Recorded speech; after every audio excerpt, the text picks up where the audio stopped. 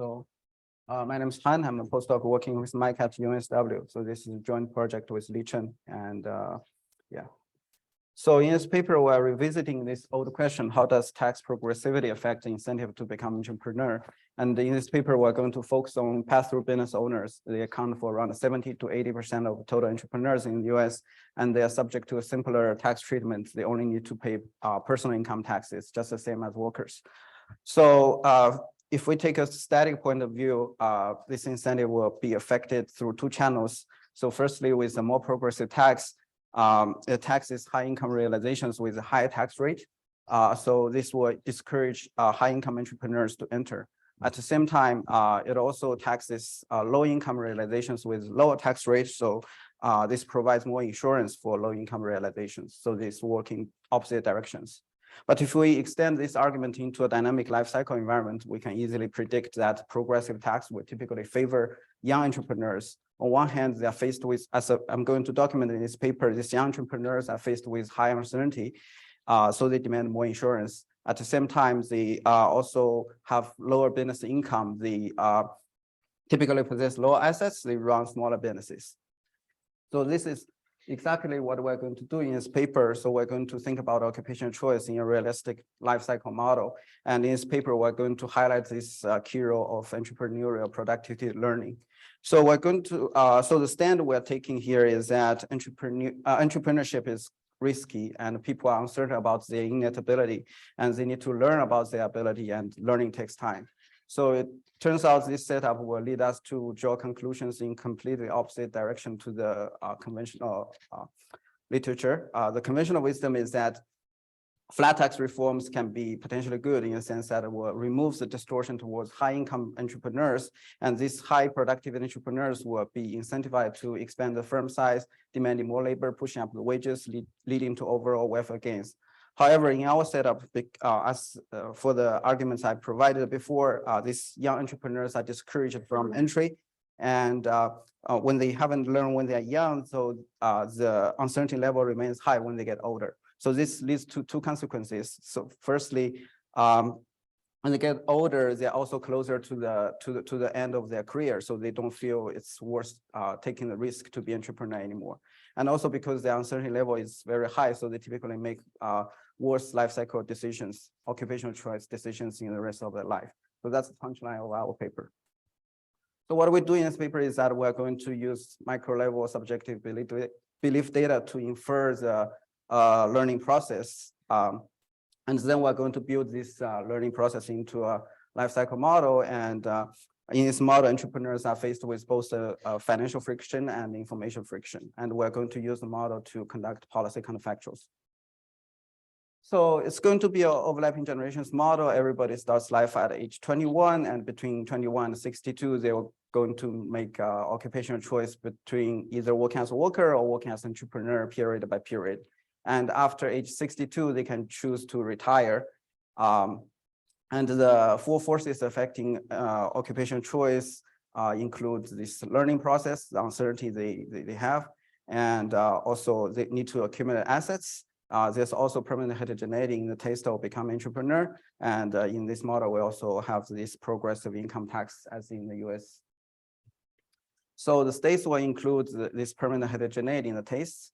And also their assets. We also have wage income shock for the wage income. And we also have 3 states for keeping track of this learning process. We're going to model it in a Bayesian fashion. So we are going to have posterior belief, which is evolving with this entrepreneurial activity. So we're going to use this mu tilde to denote the mean of the belief and the nu tilde to denote the standard deviation of the belief. And if they work as an entrepreneur, they will receive these shocks, epsilon E. This will be the shock that the signal that they use to update the belief, and this also be the shock that productivity shock they use to produce. And the utility will be affected by consumption and leisure. Leisure is going to be affected by their hours choice as a worker and also their permanent heterogeneity in their tastes. So when agents enter the economy, they draw productive shock, innate productive shock from this population distribution because they don't know anything. So it just believes that their productivity follows this population distribution. And they learn about their productivity only by actively working as an entrepreneur. If they work as a worker, they don't receive this signal. So this signal is going to be their innet type plus this transitory shock, which is also normal. So with this normal distribution assumptions, we can formulate this in this Bayesian fashion. It's completely characterized by 3 parameters, N, which is the number of periods this agent work as entrepreneur. With more periods working as an entrepreneur, the uncertainty level reduces. And also the absolute value of the variance of this innet ability shock and the transitory shock will determine the accuracy of their forecasts, the standard deviation of this posterior distribution, and the relative size will determine the learning speed. So we're going to identify these learning parameters from this PSED dataset. It's a very short panel. In the first wave, they are not entrepreneurs yet, so they will be asked about their expected sales in the following years. And in the following up waves, we can actually see how much they produce their sales in the current year. And they're also going to be asked to predict the sales again. So with expected sales and realized sales, we can further define one variable, which is forecast error, which measures the difference between realized sales and their expected sales. And we can also further define forecast revision, which measures how much they update their beliefs from wave to wave. So we're going to normalize this between -1 and 1, forecast error between -1 and 1. We can see that it's ranging all over the support. So it means that a certain fraction of entrepreneurs are making very large errors. And this in this figure, the x-axis is going to be the same as in the previous figure, and the y-axis is how much they change their forecast. So, and we can see there's a strong positive correlation between them, and the coefficient is 0.67. It means that if my current period performance is $100 higher than my expectations, I'm going to, I tend to believe that I'm a good entrepreneur. I'm going to raise my expectation of sales in the future by $67. So this is consistent with the learning story. So this is how we identify these 2 key parameters. So the value function is going to be quite standard. So they're going to make the standard consumption savings decisions, paying Social Security tax and personal income tax. Because of this information structure, we're going to assume that occupational choice is made at the end of the period before the shocks realized in the next period. The personal income will be wage income for workers, and the business income for entrepreneurs. They are going to run this decreasing return to scale production technology. And so here in this model, agents also need to accumulate assets for 2 purposes. So first one is that they are going to accumulate assets to, because this incentive to become entrepreneur, they need to accumulate assets to overcome this collateral constraint. But this is going to be more binding for high productive entrepreneurs. And another constraint is this liquidity constraint. This will be more binding for low realization entrepreneurs. And this is how this learning and asset accumulation channel interacts in this model. As long as there's uncertainty, even if this collateral constraint is relaxed, this person still face some certain probability of hitting very low income shocks. So the credit policy cannot be very effective in this case. So we can match this duration dependence of exit rate, and reflected in life cycle, we can see that the young people exit rate will be decreasing when they get older. Okay. So what we're going to do with this model is that first we're going to ask, how does this value of learning vary by age? Thank you. So we're going to conduct a set of counterfactuals in which we're going to remove people's ability to learn at a specific age. And we're going to evaluate how much time they spend as entrepreneur, also their incomes measures. And we're going to find this, all these measures will be decreasing in age, meaning that this value of learning is going to be more decreasing in age. It is understandable because when they get closer to the end of the career, it doesn't matter whether they will learn about their ability or not. So here, the second question is, who bears the larger cost of uncertainty? So we're going to discretize entrepreneurs into 7 grades, and we're going to compare their lifetime outcomes in terms of their time as entrepreneurs, their business income and total income. We can see this is going to be monotonically increasing in their types.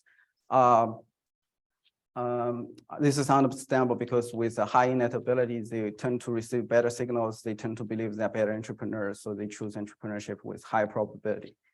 But still, we see that even for the highest type, which accounts for less than 1% of the total population, they still spend only 40% of time as entrepreneurs. So we're going to ask, what if these people perfectly know their innate types, or what these people would have behaved? So in this case, we're going to call this perfect evaluation case. We can see that occupational choice is going to be more distinct. High types with the highest type will choose to spend 94% of time as entrepreneur. They receive 99% of income as entrepreneur, and they make much more income compared with the medium type. So we're going to conclude that this uncertainty, the cost of uncertainty will be higher for the highest type. Yeah. So yeah, let me just go to the tax policy here. So we're going to focus on the steady state comparisons, and we're going to fix the wage income tax as in the benchmark and apply a flat tax to the business income. So what we're going to find is that entrepreneurship will decrease even though the marginal tax rate decrease as well. So what we're going to find is that the entrepreneur share will decrease for the youngest group, but also further decreases for other groups as well. Although the average tax burden only increases for the youngest group. And we also see that under this flat tax reform, it will be these business activities will be more concentrated. The average asset and output will increase for all these entrepreneurs. And if we don't have this learning channel, we can see that we don't see this persistent loss of entrepreneurship, and at older ages it will recover.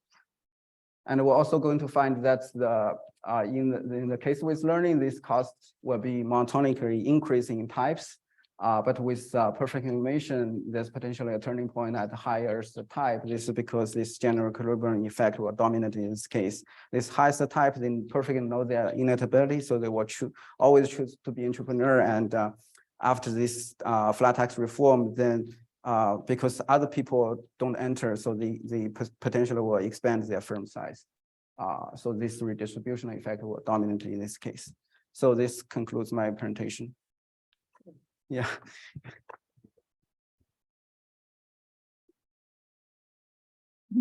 So we have a little time before the next person comes up and starts to get set up. So if you have any questions, now's a good time.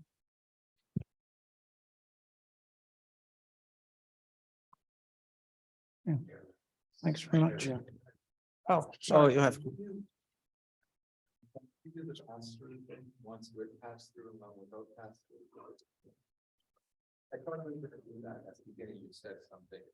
Oh, you're talking about the incorporation problem for entrepreneurs. Yeah, so here we're only focusing on these pass-through business owners because they have a simpler tax treatment. But for corporate business owners, they face double taxation problems, so it will be more complicated. So that's the reason we're restricting.